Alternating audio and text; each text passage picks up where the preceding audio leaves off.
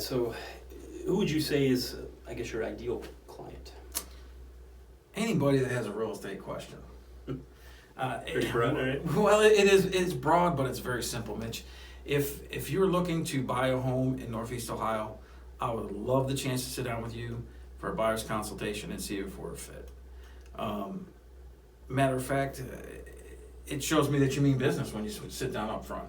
Mm-hmm. When you sit down up front with me as an agent or any agent, it shows them that you mean business and you're not wasting their time, because we can ask you the proper questions of your timeline, move-in ready, fixer-upper, in between, to see what you're really looking for.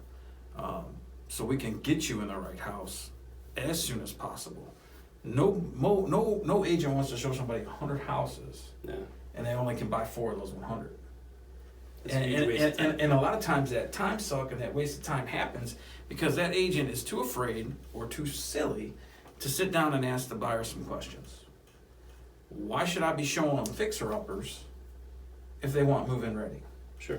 Why should I be showing them houses that state conventional or cash when they have FHA financing? Mm-hmm. So knowing their financing, what their pre-approved limit is, and knowing their timeline and what they're actually looking for, help me eliminate 60% of the houses that are in that market they're looking at. Okay. So then I can show them the 40% of the homes that they actually want to look at and consider buying.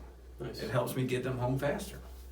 I'm sure the conversion's better that way. Yeah. Well, if you're just out running with every lead you get without talking to them, learning about them, learning what they're looking for, Not really doing them a service. you're not really doing them a service. You're just being a house caddy for them. Yeah.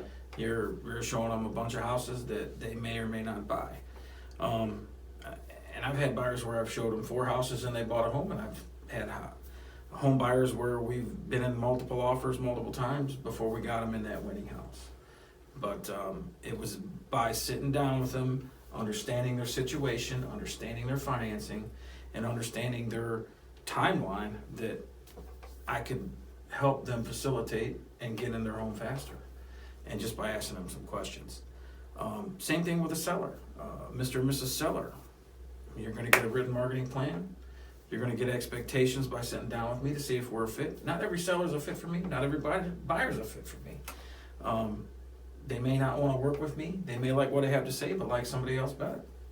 That's why I like to sit down with them.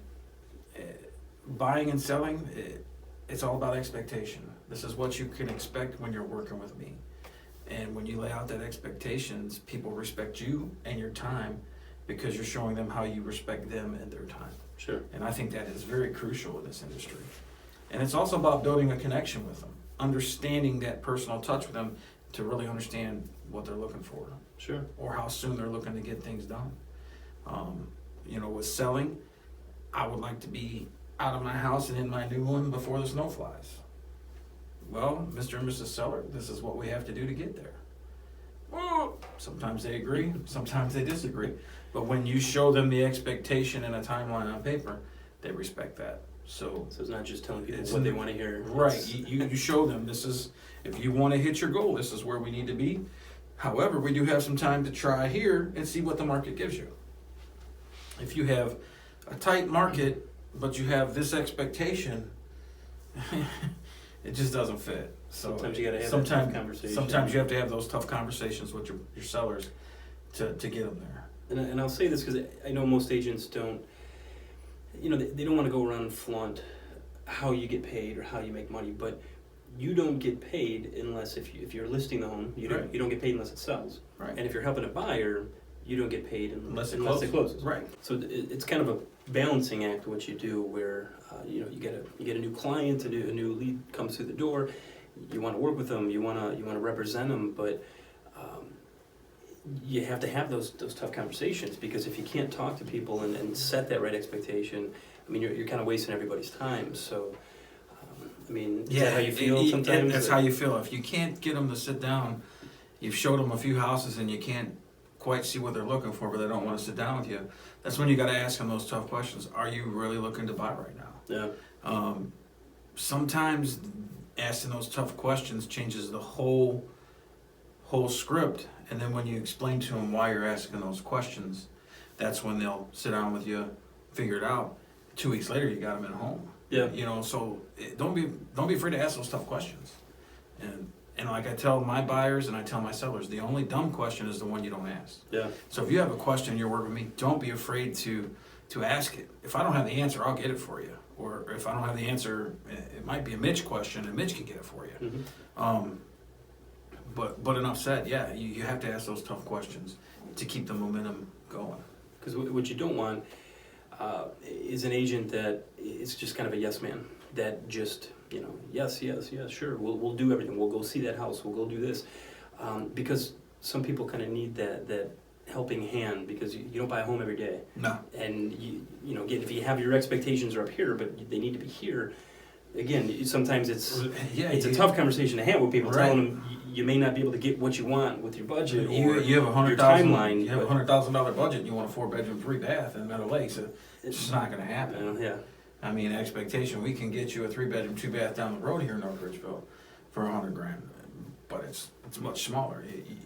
That's where expectation is. Knowing the buying power, understanding the buying power, understanding their financing, and knowing their timeline is what makes you a more effective agent. If they don't want to help you with those, then you're going to have struggles together. Yeah. And I don't want to turn anybody away, but if you do not want to have those conversations, then are you really looking to buy a home? Right.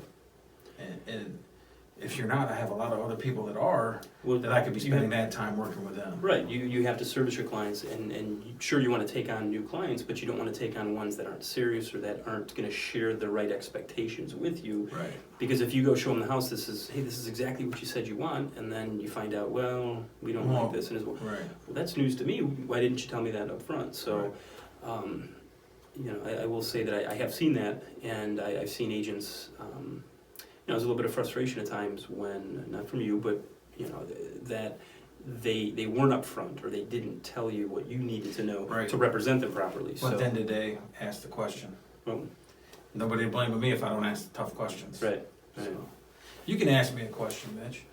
All right. Do you want to ask me a question, Mitch? Ask me this question. Do you show buyers that aren't pre-approved homes? You can ask it in your own terms, but that's a great question. That is a great question. So, James, if you had a client that was not approved yet, would you go ahead and show them homes? No, I would not. Really? And why is that? Because they're not pre-approved. I'm wasting their time giving them a disservice showing them a home when they're not pre-approved to buy it. But I know I'm good. I got good credit. Let me see your pre-approval letter. I mean, honestly, I have a responsibility as an agent for that seller that's represented by somebody else. If my buyer's not pre-approved, I really shouldn't be showing them a home. They're not a qualified buyer. Yeah. I mean, just because you say you are, show me proof. I show you house. I mean, it's simple. Yeah. You have to be a qualified buyer to look at homes. And I think the standards for all of us as agents should be that knowing them as qualified buyers, we shouldn't be letting anybody come through my seller's house that's not qualified to buy it. Sure. Yeah, right. And if you're the one on the listing side and somebody's bringing somebody, because you're taking time out of your day, that client might have to get out of the home, and you're inconveniencing them, so that somebody can come take a tour. And if that person's not in a position to buy, or, you know, hasn't had a conversation with a lender, it's not fair to. It's not fair to everybody involved. If we're running pre-approved, non-pre-approved buyers around to look at homes, I don't want to show anybody a home they can't buy. And that's a waste of their time and mine. Right. I don't want to waste their time, and I definitely don't want to waste my time. And I can tell you from my experience, not everyone that I've talked to that thought they were in perfect shape, ready to buy a home, have been. So, you know, sometimes it works out great, and absolutely, Mr. Client, you have A+ credit, you have A+ income, you are good to go with this purchase price. But you also have clients that come in expecting, I have no issues, and you find something on the credit that they didn't even know about. It's like, wait a minute, I never even had them. Well, I mean, you've heard of identity theft. Unfortunately, it happens, and it's projected to get worse before it gets better. So these things can come up, and never just assume you are in a position to buy that house. You want to make sure. There's a saying that goes with that, assume, but we'll leave that for another discussion. So, and that's where we partner. You know, if you need to talk to a lender, absolutely. Right. And I have more than one lender. And maybe he's not the lender for you. I have some other ones you can talk to. Interview him. I've got 3 that I'll share with you. It's just kind of the standard, Yeah. you know, share 3. Mitch is one of my go-tos. He's very good and has always serviced my clients well.